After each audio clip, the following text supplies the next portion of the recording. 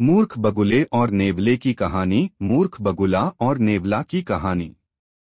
कई सालों पहले की बात है। एक जंगल में एक बरगद का पेड़ था। उस बरगद के पेड़ पर एक बगुला रहा करता था।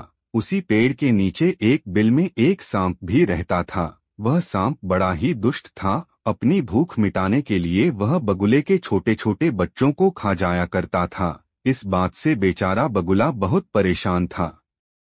एक दिन की बात है। सांप की हरकतों से परेशान होकर बगुला नदी के किनारे जाकर बैठ गया। बैठे बैठे अचानक उसकी आंखों में आंसू आ गए। बगुले को रोता देख नदी में से एक केकड़ा बाहर आया और बोला, अरे बगुला भैया, क्या बात है?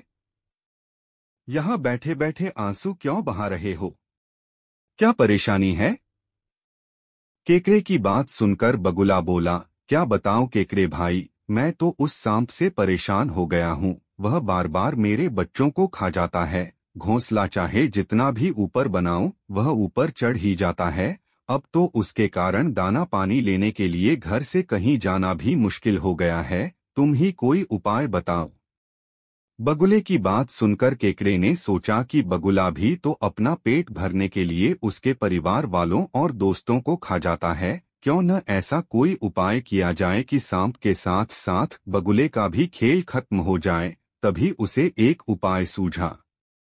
उसने बगुले से कहा, एक काम करो बगुला भैया, तुम्हारे पेड़ से कुछ ही दूर नेवले का बिल है। तुम सांप के बिल से लेकर नेवले के बिल तक मांस के टुकड़े बिछा दो। नेवला जब मांस खाते हुए सांप के बिल तक आएगा तो वह सांप को भी मार देगा।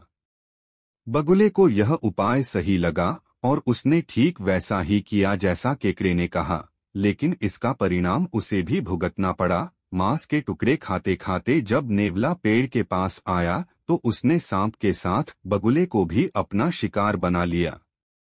कहानी से सीख।